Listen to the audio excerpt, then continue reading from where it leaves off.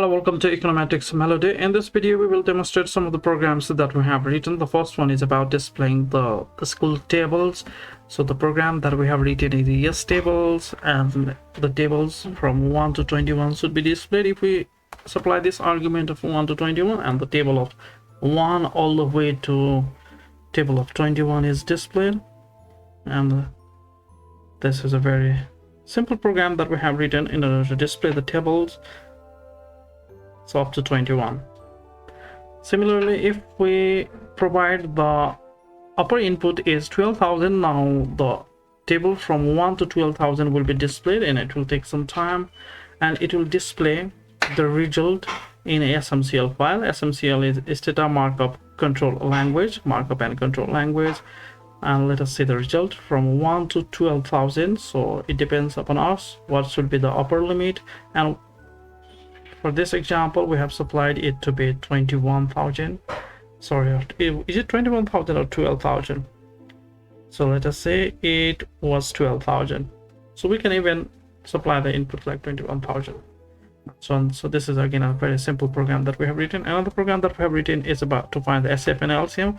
First HCF of the 3 arguments, and let us say the HCF of these numbers age 4, and again let us try another example. HCF of these 3 numbers is again 12.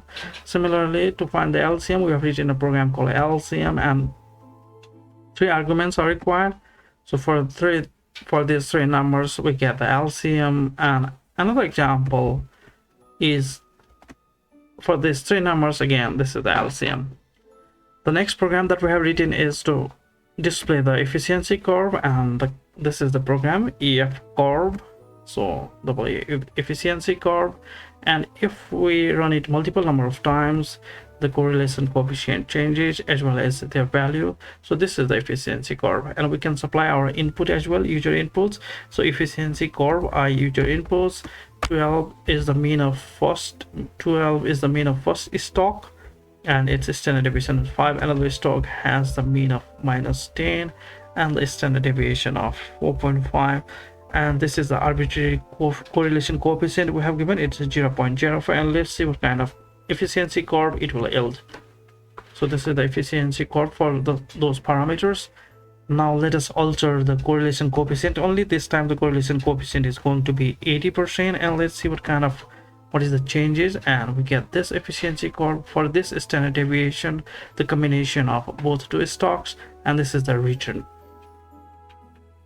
Now let us change the correlation coefficient to -80%, and what do we get? And we get this relationship when the correlation coefficient is -0.8, and if there is perfect negative correlation, that is when the correlation coefficient is -1, what kind of graph do we get? We get this kind of efficiency curve, and if they are perfectly correlated, if the 2 stocks are perfectly correlated, that is the correlation coefficient is 1, what kind of graph efficiency curve we are going to get? We are going to get this graph or efficiency curve from a lower standard deviation to the highest standard deviation. Another program is related with the time value of money. So we have written these programs. The first one is related with present value. So present value interest factor when the year and the number of compounding in an year increases. So for the interest rate of 12% and the time period is 20 years, let us see what do we get. Is the number of compounding in an year increases, the factor related with present value also decreases. So this is clear by the help of example. When the compounding goes from yearly, semi-annual, quarterly, monthly, weekly to daily, we see the decline in the factors over the year. And let us reinforce this concept again. When the interest rate from 12%, it increases to 18%, and the time period is 20 years. Again, as the interest rate increases, the factor related with present value decreases. This is what we get. 15, now 16, and 17 and 18. We get the graphs subsequently below the earlier one. So this results the decline in the present value, or the factor related with present value. Now let us move to future value. So this is the program that we have written. Again, we are going to change the year and the number of compounding. The interest rate is 12% for the time period 20 years. So with the increase in the number of compounding in a year, the factor related with future value, it increases. That is why we get the graph just above the earlier one.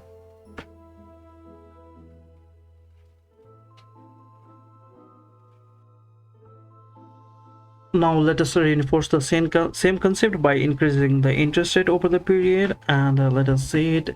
With the increase in interest rate, the factor related with the future value again increases, and this is what we get. So the new graph or the line, it is just above the earlier one, indicating the increase in the future value or the factor related with future value, and same result we can draw when it comes to the annuity. So first of all, let us deal with the present value. Again, the interest rate is 12% and time period is 20 years. So as the number of compounding in an year increases, the factor related with the present value, it decreases. So which is evident by the new line emerging just beneath the earlier one, indicating the decrease in the factor of the present value related with present values. Now let us increase the interest rate from 12% to 18%, and for the time when the time period is 20 years, and see it for ourselves, it is related with present value. So the factor related with present value also decreases, which is evident by this result. The line appears just beneath the earlier one, and the interest rate goes from 12 to 18%. Similarly, let us reinforce this in case of due, annuity due. So the difference between due is that in case of due, the first installment begins instantly. It is related with present value. So we get the new line just beneath the earlier one, indicating with an increase in the number of compounding in an year, the factor related with present value decreases. Similarly, let us change the interest rate from 12% to 18%, and the time period is 20 years. We get the same result. So the factor related with present value decreases, and as the interest rate also increases, so 12% to 18%. Now let us treat the case of future value and future value of annuity, and with the future value, is the number of compounding in an year increases, the factor related with the future value also increases. That is why we get the new line just above the earlier one, indicating the increase in the future value, the factor related with the future value. And let us once again reinforce this by changing the interest rate. As the interest rate increases, the factor related with the future value also increases, and we get the similar result. This one is more distinct: 14%, 15%, and 16% just above it, and so on. So let us reinforce this concept once again by the help of, in case of future value of annuity due, the first installment beginning at once. Now the interest rate is 12% and the time period is 20. So as the number of compounding within a year increases, the factor related with the future value also increases. That is why we get the new line just above the earlier one. So these are the user written programs that we have written it in order to display the behavior or the changes. Now this time let us increase the interest rate from 12% to 80%, and the time period is again 20. This is again related with future value. That is why we get the new line or new graph just above the earlier one. So it is actually the future value interest factor of annuity. Here is some mistake over here. So this is it for this tutorial. Thank you very much for your time. Thank you very much. Econometrics Melody.